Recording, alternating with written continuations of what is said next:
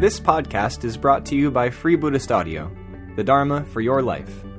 Our work is funded entirely by donations from our generous listeners.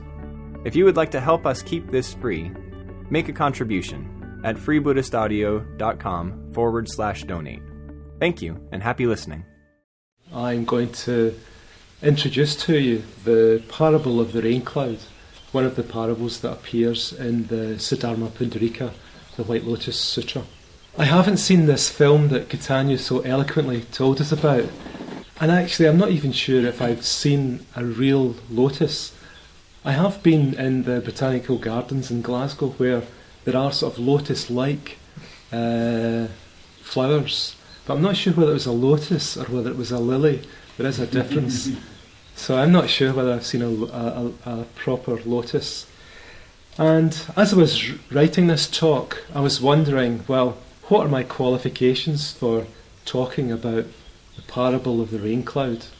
In what way am I suited? In what way am I qualified to talk about the rain cloud? I mean, today I have been caught in the rain. As you will have noticed, there have been some special effects laid on by the Padmaloka support community today. There's been some lovely rain sort of falling over Surlingham for most of the afternoon, on and off, just to get you in the mood for tonight's parable, the parable of the rain cloud. Well, I come from Glasgow, and I was born in Glasgow. I was brought up in Glasgow. I spent, probably about almost 40 years of my life in Glasgow. And this begins to give you some idea of why I'm qualified to be talking about the rain cloud. Glasgow's very famous. So famous. Glasgow was at one point called the second city of the British Empire.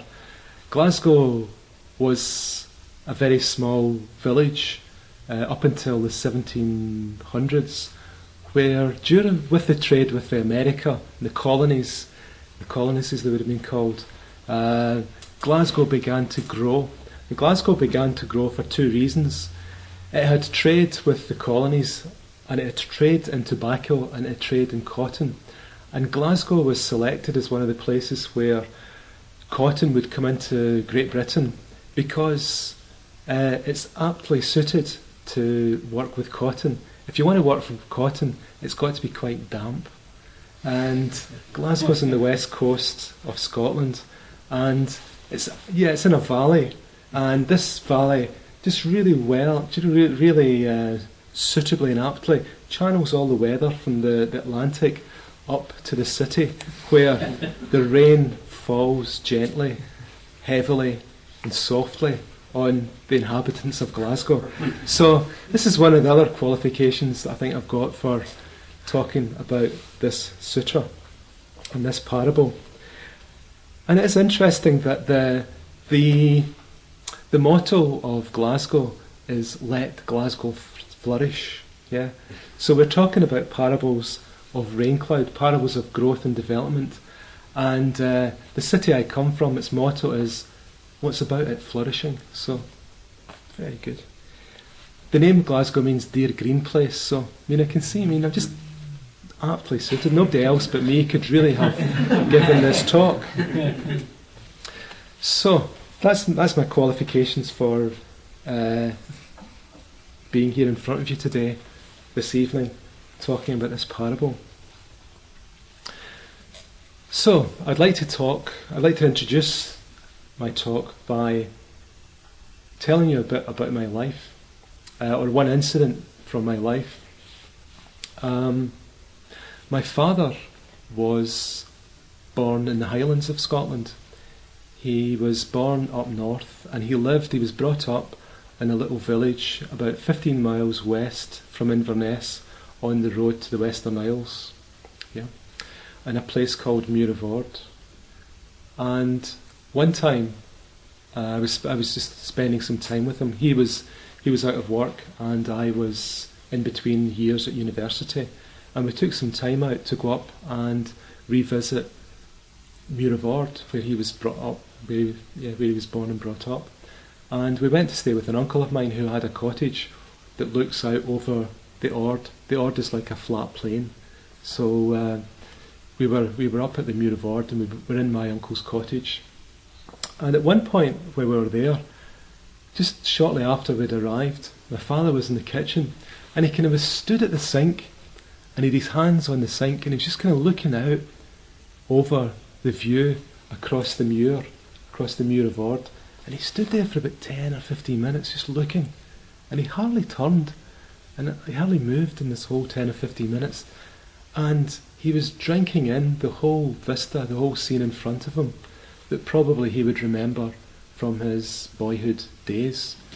And I just stood fascinated, watched him as he stood there motionless and sort of drunk in this scene of this very familiar landscape, this very green landscape that sort of stretched out before him. And I was amazed that he could just stand there and look at this view. He wasn't talking, he wasn't saying anything, he was even hardly turning his head. It's as if he was drawing in his life, his lifeblood, his life energy was kind of like renewing him, re-entering him as he stood there in front of this kitchen window in the Muir of Ord. So, I'd like to read the parable, or part of the parable, just to give you some idea, some direct experience of the sutra and the parable as it comes in the sutra. So this is the version from the sutra.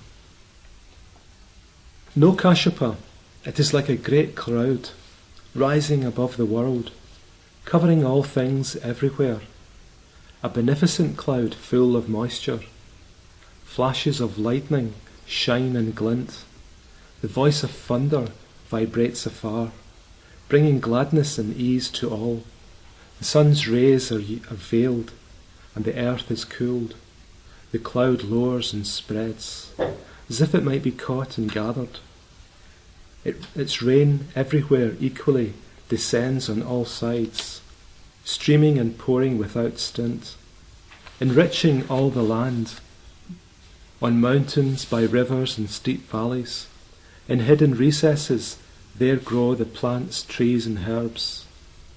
Trees big or small, the shoots of all the ripening grain, sugar-cane and grapevine, all these by the rain are fertilized and abundantly enriched. The dry ground is all soaked, and herbs and trees flourish together from the one water which issued from that cloud. Plants, trees, thickets, forests, according to their need, receive moisture. All the trees, superior, middle, inferior, all, each according to its size, grow and develop. Roots, stalks, branches and leaves, blossoms and fruits in their brilliant colours. By the pouring of the one rain, all become fresh and glossy. Just as their bodies, forms and natures are divided into great and small, so the enriching rain, though one and the same, yet makes each flourish. In the same manner, the Buddha also appears in the world like a great cloud, universally covering all things. And having appeared in the world, he, for the sake of all living beings, discriminates and proclaims the reality of all the dharmas. So this is the parable. This is the parable of the rain cloud, sometimes called the parable of the medicinal herbs. And Bhante talks in his commentary, Sangharakshita talks in his commentary on the White Lotus Sutra in terms of this symbol in particular as a symbol of life and growth. And I suppose in a way it's quite obvious why he should do so. It's a symbol of plants, it's a symbol of plants growing, being nurtured by the rain, and growing and flourishing. And in a way this story, even this image, is an image that's very familiar to us. In a way it's all too familiar to us. In a way this is the British story, because the British story is one of rain. We're renowned throughout Europe for our rain, for our wet climate. Unfortunately, this is one of the things that we're renowned for. And myself, any time I've flown back to the UK from being abroad in mainland Europe, I often really notice just how green our island is. If you come from Germany or France or Holland, you realise that in the summer it's not so green, but you fly back to Britain and you're flying over a green island. Yeah, it's really noticeable. So we're very used to it raining. Yeah, but it's not. This is not the case in India, where in a way this parable emanated from. So I think we need to try and look at this parable afresh. So in India, I believe there's 3 seasons. There's the cold season, there's the hot season, and there's the monsoon. Yeah, and the cold season is said to be a bit like the British summer. Yeah, the hot season is said to be very hot, but when the monsoon season comes, it's said to come very dramatically, and the rains can come down just quite immediately. And after a few hours or maybe a few days of the rain raining, the whole land is transformed from a sort of dust bowl into a rich and verdant green paradise. Yeah. So for us in Britain, for us in Green Britain, I think we have to really take a fresh look at this image of the rain cloud. Because I think we're all too familiar with it raining. We're all too familiar with being surrounded by greenery. And for me, quite recently, I was struck by something that happened to me. Over the last few years, I've been regularly going to Dharmavastra, the study retreat centre in Wales. And recently there was a friend of mine there living. There was a friend of mine, Jinaraja, was living there. And one of the times I went there was in the winter time. And I went into one of the workshops, and Jinaraja was in there. And he had all these plastic dishes filled with compost, and he was putting seeds in all of these dishes, and he was watering the dishes. And when it was the middle of winter, so outside it was cold, there was no leaves on the trees, everything was quite barren. It was midwinter in Wales. The next time I went there, I think it was early spring, and I think some of these trays, these seeding trays, were still in the workshop, but they'd begun to sprout seeds. The seeds had begun to sprout some shoots, and some of them were inside in the workshop, some of them were outside. And here we had these little sapling, these little tender shoots of green just sort of bursting through from the earth. The next time I went, it was in summer, it was in early summer, and all over the pathways of Vajrakuta were these kind of glorious sort of flower blossoms that had these seeds had turned into saplings. These saplings, these shoots had turned into full-grown flowers, and they'd bloomed, and it was really beautiful. Vajrakuta, Dharmavastra, is built of grey Welsh stone, and it's not very colourful. And then you have the green of the grass, which is all around. But then, as well as that, we had these trays, all these receptacles filled with flowers. It all just sort of burst into riots of colour compared to the grey Welsh stone, and it looked just really beautiful. And it really struck me at the first time I saw this kind of process of somebody planting a seed, it coming into a shoot, and then later on it had it burst into a riot of flower, riot of colour, all these blooming flowers. So anyway, I'd seen 3 snapshots of a process, and certainly after the third snapshot, when there was this riot of colour, I was just really amazed at how Jinaraja had managed to transform the environment at Dharmavastra. I was marvelling just at the colour and at what a difference it had made to the place. It was really beautiful, and I think maybe I was able to see the significance of growth, the significance of taking a bit of time to plant something. But I'm sure Amoghavajra and Shadivarman are maybe quite familiar with this process, being the gardeners here at Padmaloka. But I was just very, very stunned by this process, how a handful of seeds could turn into something so beautiful and transform a place. And most of us, I think most of us here probably live in city or live in a town. And I think if we do live in a city or do live in a town, then it's very, very easy for us to lose touch with these natural processes, or just with nature even. We may have a few trees dotted here and there, but not very much. And again, for myself, I was born and brought up in a city. Most of my early years were spent in a city centre, surrounded by concrete, surrounded by red sandstone or cream sandstone, but in a city. And I remember going off on retreat, going off into the countryside, where we might go off into the West Highlands from the Glasgow centre. We'd organise a retreat, and we'd get out into the Highlands, and I'd just be sort of sitting there, or we'd have a quiet time in our programme, and I have to confess that I'd be sitting there looking around and thinking, well, nothing's happening here. This is really boring. There's no shops, there's no discos, there's no pubs. There's just trees and stuff like that. And I used to think, it's dead. There's nothing happening. And I used to puzzle at how people could live in such an environment where it was so dull. But that I have to confess was my own shortcomings. Gradually, as I spent more time in the countryside through retreat, through just visiting, going out for visits to the countryside, I began to have quite a love of the countryside.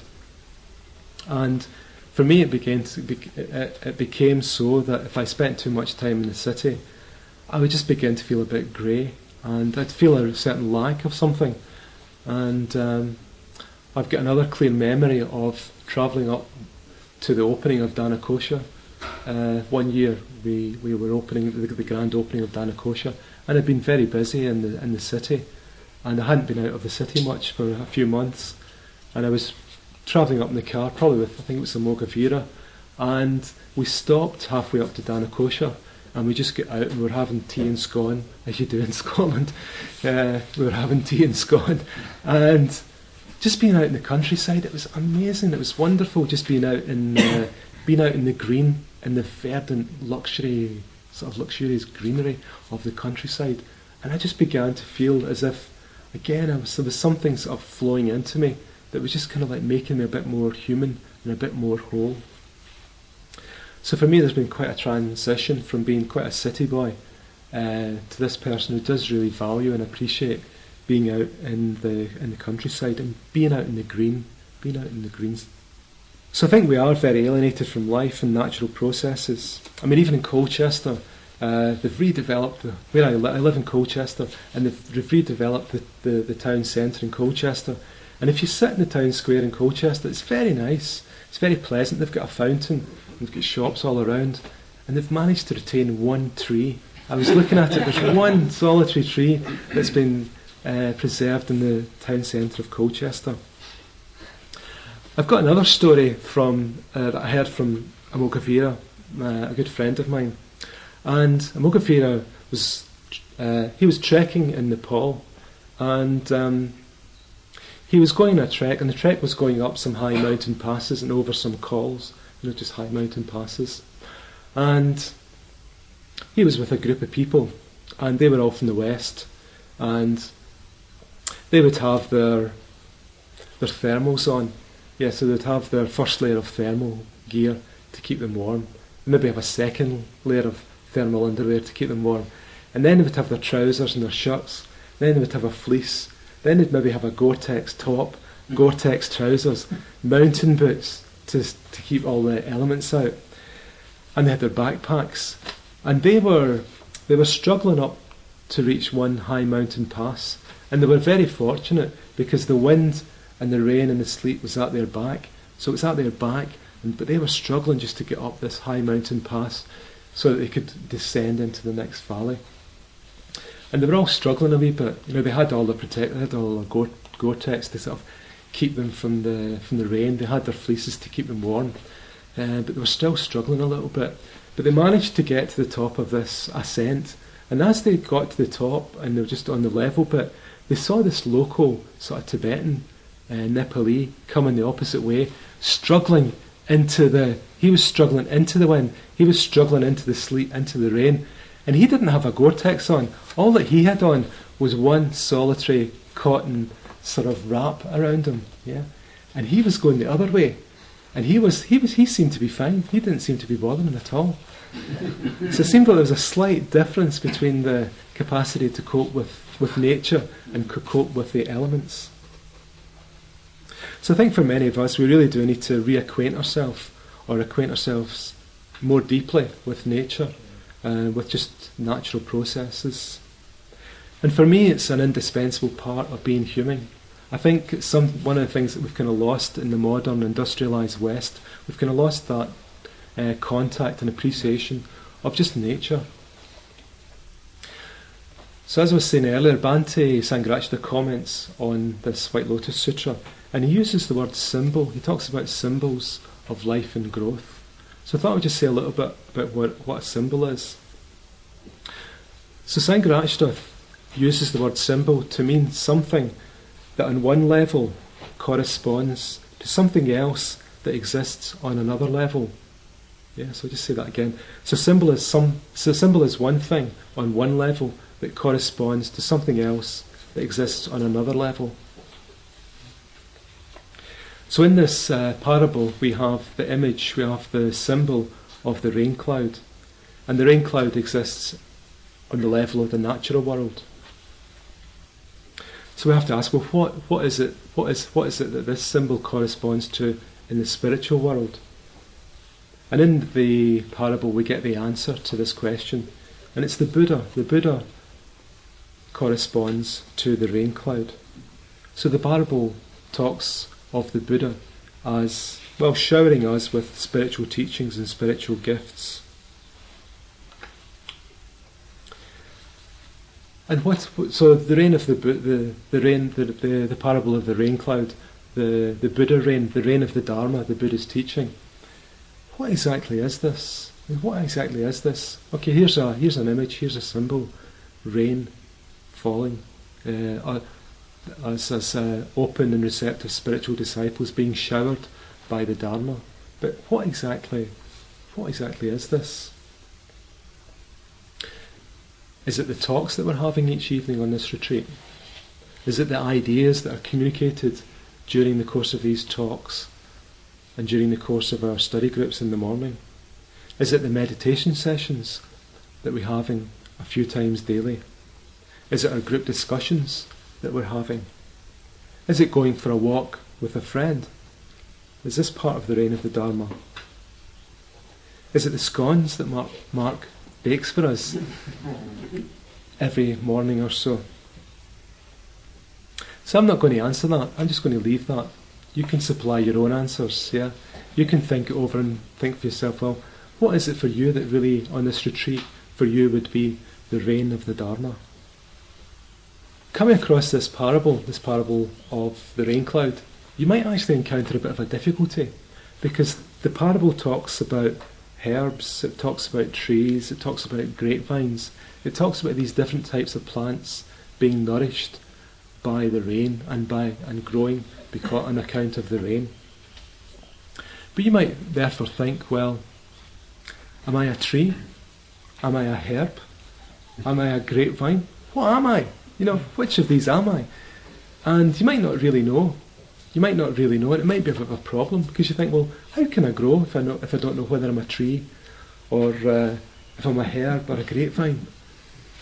Daniel talked to us a few nights ago, and he was telling us about the problem of the eagle that thought they were a chicken, and it was a big problem. So fortunately, well, we can look at this a bit further. Robert Burns, great Scots poet, comments on something like this in his famous poem, To a Louse. The full title of this poem is called To a Louse, on seeing one on a lady's bonnet at church. Oh, where ye going, ye crowlin' fairly? Your impudence protects you sairly. I canna say that, but ye strunt rarely o'er gauze and lace. Though faith I'd fair ye dine but sparely on sic a place.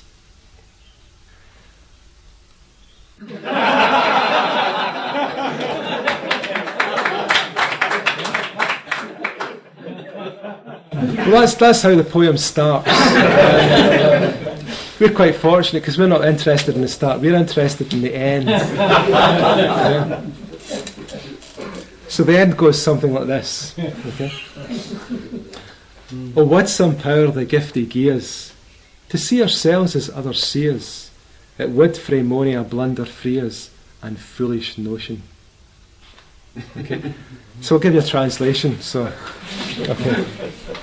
Translator. Oh, would some power the gift give us, to see ourselves as others see us, it would from many a blunder free us, and foolish notion. That was a good try. Thank you. Right, so we've had a translation.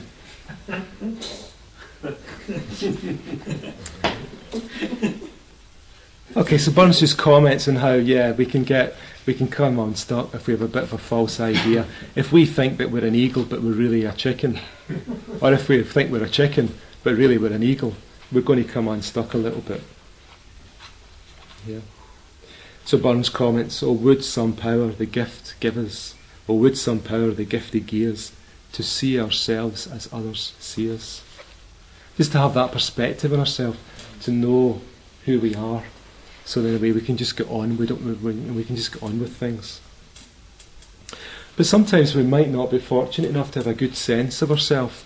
We might not be fortunate even to have good friends who can tell us, listen mate, you really are an eagle. You're not a chicken. Don't pretend to be chicken. Just be your eagle self.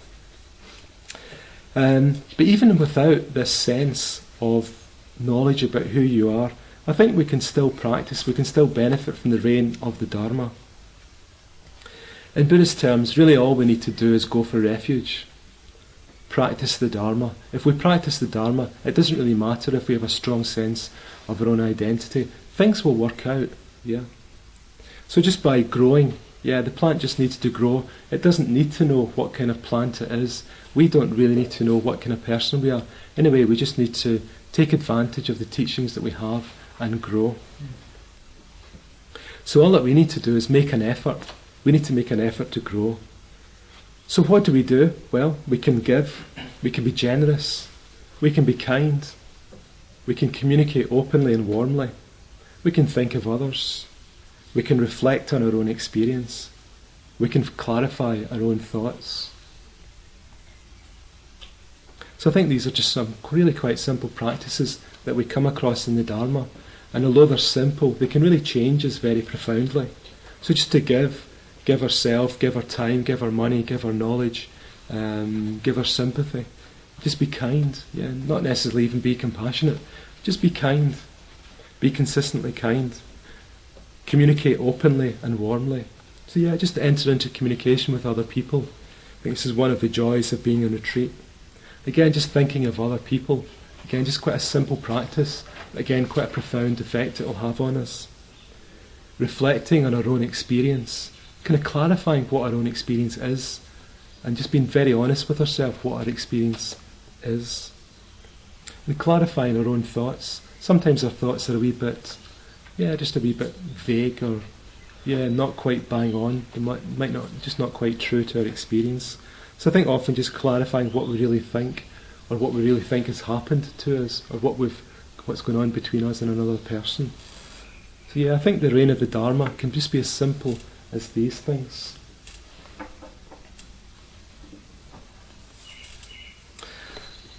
So I'm going to say four comments or observations about this image, this symbol of the rain cloud, and then I've got another sort of story to tell you, and then read another bit of the parable to conclude. So 4 comments or observations about the parable of the rain cloud. One thing that I think you'll notice about this parable is that the rain falls everywhere. So the rain falls impartially. Yeah. I mean, if you're out in the rain, you certainly find that it's pretty impartial. It'll rain on you wherever you are. Yeah. And I think this is quite an important Buddhist teaching. The Dharma itself is impartial. The Dharma is for everybody. Yeah. The Dharma is for rich, it's for poor, it's for people of all different races, all different genders. well, there is only two, isn't there? But both these genders. It's for all genders. Yeah. So it's for everybody. It's for everyone. That's who the Dharma is applicable for. That's who the Buddha wanted to communicate the Dharma to everybody. People of all different ages, all different nationalities. And I think that's a really profound thing. So and it's not just for anybody, but at any time, in any place in the world, the Dharma will work. Yeah. So whether you're in Surlingham, whether you're in Dublin, whether you're in Pune, whether you're in Cambridge, whether you're in Glasgow, whether you're in Sao Paulo, Brazil, the Dharma will work. Yeah. The Dharma will work. And I think that's really something that's quite profound. And sometimes we might think there's a wee get-out clause. Yeah, it works for everybody apart from Amoghavajra on a Tuesday morning where he's feeling really grumpy and can't be bothered. But there is actually, in a way, there isn't any get-out clauses. It's completely impartial. The Dharma works for everybody. It's universal. It works for everybody at all times. So in a sense, no matter where you are, no matter how you find yourself to be, no matter who you find yourself with, I think there's always a chance of going for refuge, as this way in Buddhism. There's always one way that you can practice the Dharma. It might be just in something quite simple, a really simple thing that you do, but there's always an opportunity to practice the Dharma. You don't have to be meditating on a cushion, you don't have to be doing a puja, but there's always a way, no matter what you're doing, of practicing the Dharma. So the Dharma is impartial, it's for everybody, no matter where you are and no matter when the time is. So that's the first comment. The second comment is one about, it's about the taste of the Dharma. The Dharma has the taste of freedom, it's said. And in some ways that kind of gives us an idea of the flavour of the Dharma. But sometimes freedom can be just that you want to do something, so you want to be free to be able to do whatever you want. And that's not exactly not exactly freedom in the Buddhist sense. Freedom in the Buddhist sense is some kind of freedom that allows you to move from where you are in a limited, constricted way, move from that to a state of being that's less limited. It's more expansive. It's less constricted, more expansive. And in a simple way, you can understand freedom in terms of just the word more. Yeah. So the freedom of Buddhism is the freedom that allows you to be more. It allows you to be more than you are at present. It allows you to be more mindful. It allows you to be more happier, more generous, more mindful. Any positive quality that you have, if you can always become a little bit more.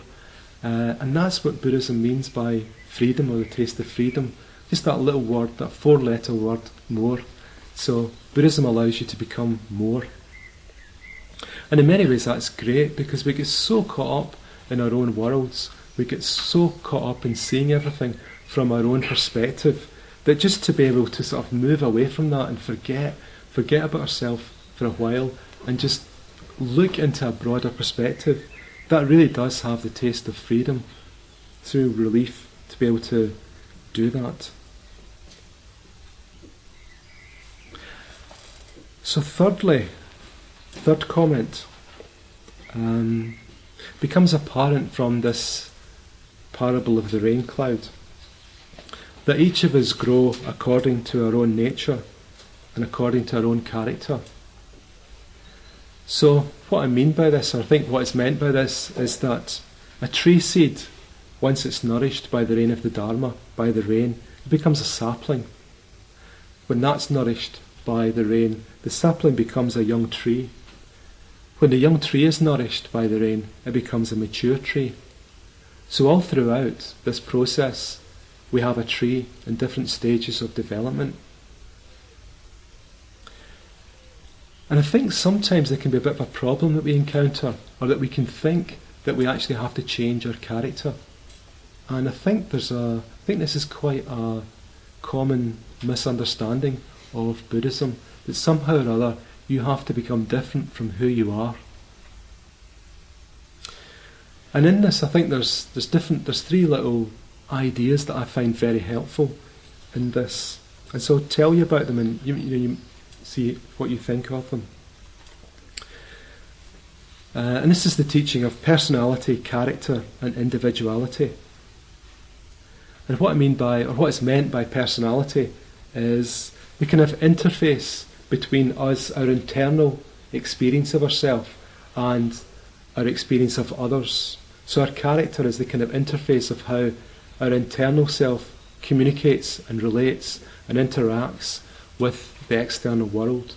So that's our personality. And then we have our character. And by character, I mean things like, are you an introvert or are you an extrovert? Are you somebody who is predominantly physically based, or are you somebody who's predominantly cerebral and thinks a lot? So in that sense, there are different types of character. People have different types of character. And it's not, I think, that if you're very cerebral, that you have to stop being sort of cerebral and you have to change your character to be, say, somebody that's very physical. I don't think it's quite like that. Now, I do think you have to become quite a developed and rounded individual, but it doesn't mean to say that your character sort of changes. You don't have to, every Buddhist doesn't have to suddenly become an extrovert. Every Buddhist doesn't have to sort of become an introvert. I don't think it can really work quite like that. So it might be in the metta bhavana. Anyway, what you have to do in the metta bhavana is feel metta for yourself. You don't have to change your character. You just sort of wish yourself to be well, wish yourself to be happy, wish yourself to grow and develop. You don't really have to change your character. You just have to feel metta for who you are, and feel metta so that you and have a sort of desire to grow and grow beyond any of your limitations. So the third term that I talked about was individuality, and I think what's meant by individuality is the kind of individual that we create through our spiritual practices. So we create somebody that's more ethically alive, more ethically aware. We might become more generous. We might become more honest. We might become kindlier in our speech.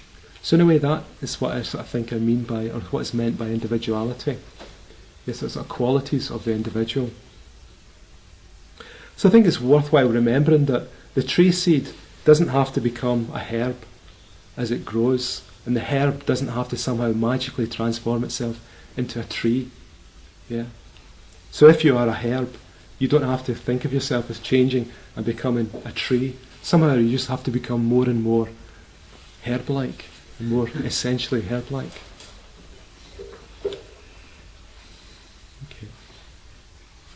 So the fourth comment about the rain cloud is that I think growth is inevitable.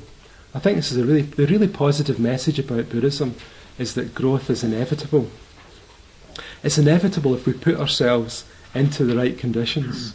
If we're there and open to receiving the rain of the Dharma, it's inevitable that we're going to grow. Yeah. So I think in a way all we have to do as Buddhists is work out what are the right conditions for us and put ourselves into the right conditions. And in a way, then don't really worry about this whole process of growing and developing. It will happen. We will grow and develop. And I suppose it's down to each of us to figure out what are the right conditions for ourselves. But I think some of the right conditions are things like spiritual friendship, listening to Dharma talks, studying Dharma texts, going on retreat, meditating regularly, practicing skillful action, and doing all of this as effectively as we can. So all these kind of conditions, friendship, the Dharma, listening to the Dharma, studying the Dharma, going on retreat, practicing skillful action. All we have to do is just do these are the right conditions for us that will nurture us.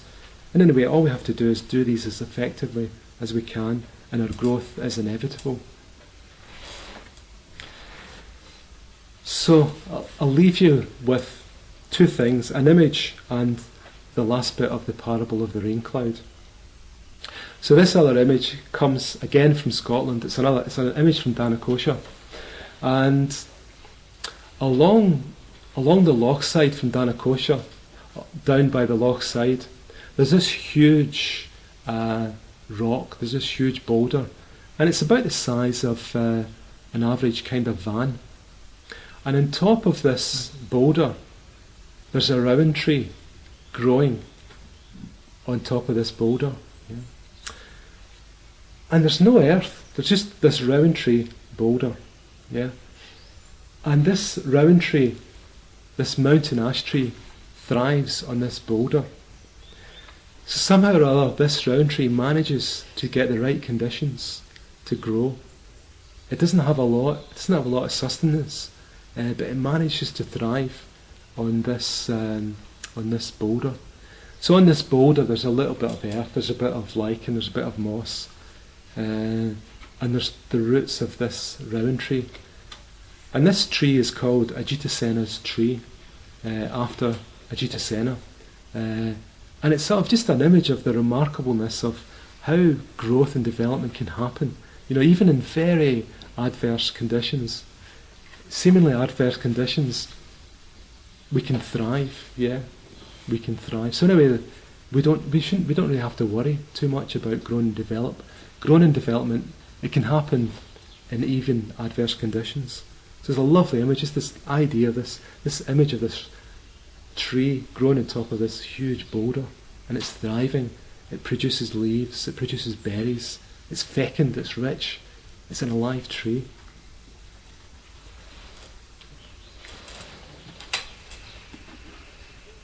So I'm just going to finish with the last part of this parable of the rain cloud.